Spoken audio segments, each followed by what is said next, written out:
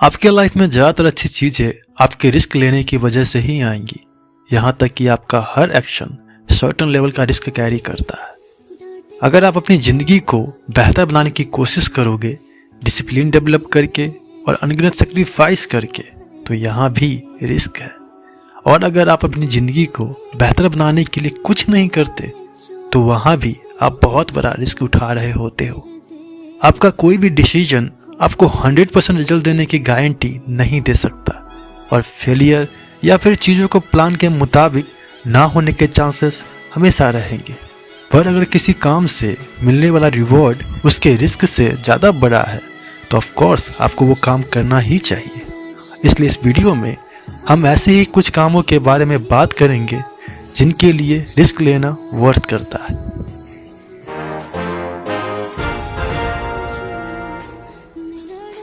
Risk number 1, speaking the truth. एक सच्चा इंसान एक मेंटली स्ट्रांग, रिलायबल और बहुत ही शार्प इंसान होता है। सच बोलना ही जीने का सही तरीका है। इतिहास इस बात का गवाह रहा है कि झूठे लोगों के साथ हमेशा अंत में बुरा ही होता आया है। चाहे आप जानबूझकर झूठ बोलो या फिर अनजाने में, लाइफ हमेशा ही आपके इस बिहेवियर की गलतियों को करेक्ट करने के लिए आपको किसी बड़ी मुश्किल में फंसा देती है, ताकि आप फाइनली आप उस कड़वे सच को फेस कर सको जिसे आप अभी तक अवॉइड कर रहे थे। इसलिए उन बातों को बोलना बंद करो जिनमें आप विश्वास नहीं रखते। झूठे वादे देना बंद करो। उन लोगों के हाँ में हाँ मिलाना बंद करो अगर आप अंदर से ना बोलना चाहते हो तो। ऑफ कोर्स सच बोलने में एक इमीडिएट रिस्क जुड़ा होता है कि लोग आपको जज करेंगे या आपको पनिश करा जाएगा, लेकिन आपका हर झूठ इसी जजमेंट और पनिशमेंट के बिल पर ब्याज लगा देता है, और तभी वक्त के साथ साथ आपके झूठों का बोझ बढ़ता हुआ फील होता है।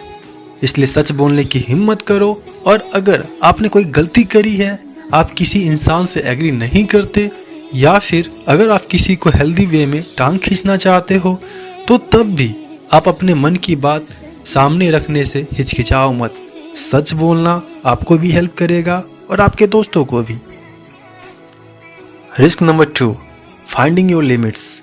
कैनेडियन नॉवेलिस्ट बर्नार्ड एमन बोलते हैं कि खुद पर ट्रस्ट करने का मतलब है खुद की लिमिट को टेस्ट करना, क्योंकि ज़्यादातर लोगों को खुद की पोटेंशियल के बारे में आइडिया ही नहीं होता, जस्ट बिकॉज वो अपने एबिलिटी के 40% पर ही क्विट कर देते हैं।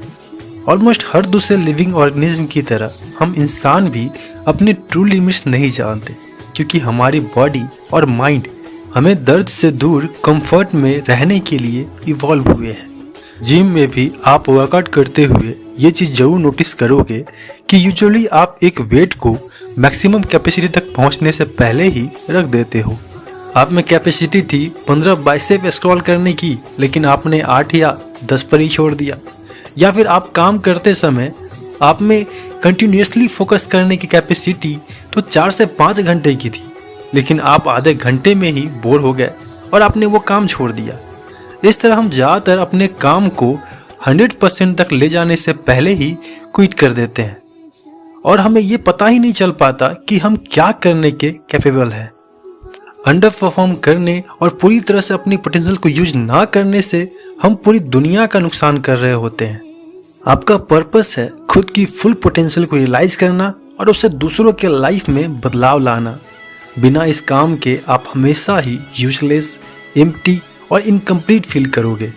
इसलिए किसी काम में आप खुद को किसी लिमिट तक पुश करके देखो, और तब आपको अपने एबिलिटी का एक एक्यूरेट रेफरेंस पॉइंट मिलेगा, जिस बेसिस पर आप अपने काम और लाइफ को प्लान कर सकते हो। Risk number 3, risk pursuing your dream partner.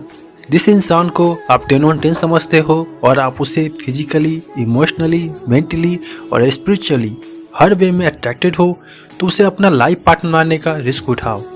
लोग तो हमेशा ही ये झूठ बोलते ही रहेंगे कि परफेक्ट पार्टनर एग्जिस्ट नहीं करता, इंटरनल ब्यूटी मैटर नहीं करती, या फिर आपको क्यों खुद को किसी के लिए चेंज करना है। ये बातें सिर्फ एवरेज लोगों के मुंह से ही निकलती है, जो बस एवरेज जिंदगी ही जीना चाहते हैं। पर असलियत में यदि आप किसी रिलेशनशिप में खुश नहीं रहोगे, अगर आपका पार्टनर आपके नज़र में परफेक्ट नहीं है, तो अपने ड्रीम पार्टनर को भी परसीव करने से बड़ा रिस्क है उस टाइप के इंसान को अपना पार्टनर बना लेना जो हमेशा इजीली अवेलेबल होता है और आपको ग्रो करने के लिए फोर्स नहीं करता।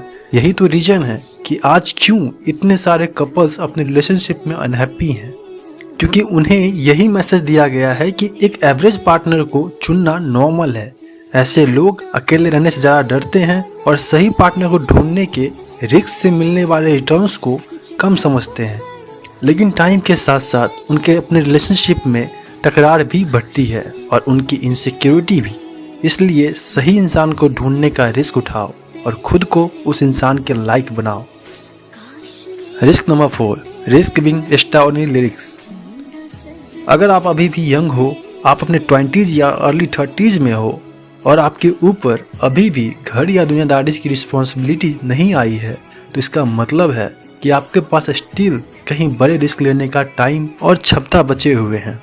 पास्ट में हर वो इंसान जो सच में अमीर बनना चाहता था वो इवेंचुअली अमीर बना था, लेकिन ये बात उन लोगों के पल्ले नहीं पड़ती जो क्लोज माइंडेड हैं और रिस्क लेने से डरते हैं।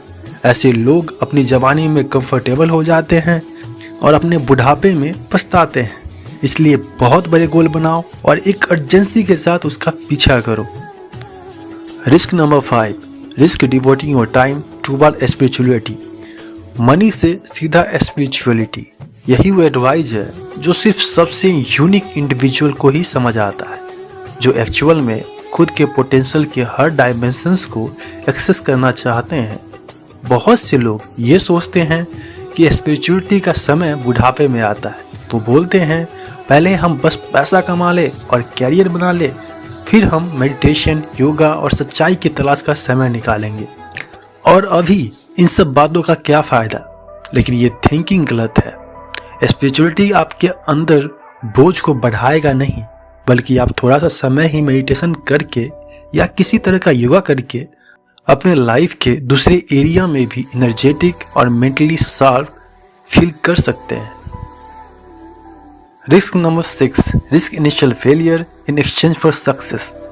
आपके शुरुआत के बिजनेस आइडियाज या फिर कैरियर डिसीजन के गलत होने के बहुत ज़्यादा चांसेस होते हैं, लेकिन ये गलतियां भी जरूरी होती है एक सही रास्ते को ढूंढने के लिए।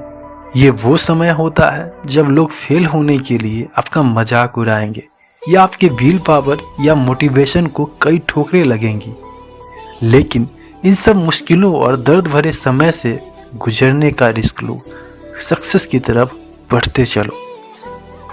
Risk number 7, risk starting over. ये मैटर नहीं करता कि आपको दूसरों के जितना प्रिविलेज मिले। आप ऑलरेडी कई बार फेल हो चुके हो, आप किसी को नहीं जानते, आपके पास्ट के ज़्यादातर डिसीजंस गलत थे या फिर आपको कोई सपोर्ट नहीं करता। फिर से जीरो से स्टार्ट करो, फिर से जीरो से स्टार्ट करने का रिस्क लो। लाइफ एक सिंगल गेम नहीं है मेरे भाई, जिसमें एक बार हार मिलने पर गेम ओवर हो जाए। नहीं, बिल्कुल नहीं। यहाँ पर आपको अनलिमिटेड चांसेस मिलते हैं, बस आपको शुरुआत करनी है फिर से।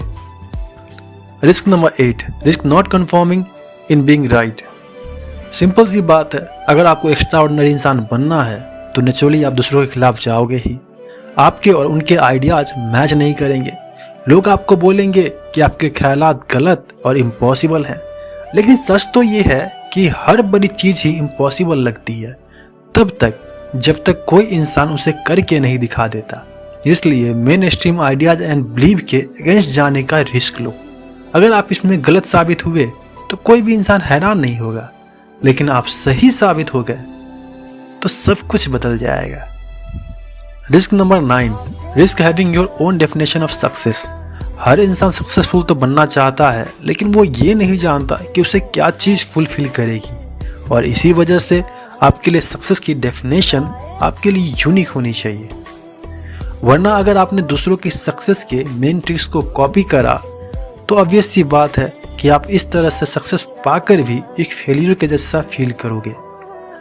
कई लोगों के लिए सक्सेस पैसा है, कई लोगों के लिए सक्सेस पैसा, फैमिली, हेल्थ का बैलेंस है, और कई लोगों के लिए सक्सेस है बस अपने पैशन पर काम कर पाना। Risk number 10, risk bring change into your family.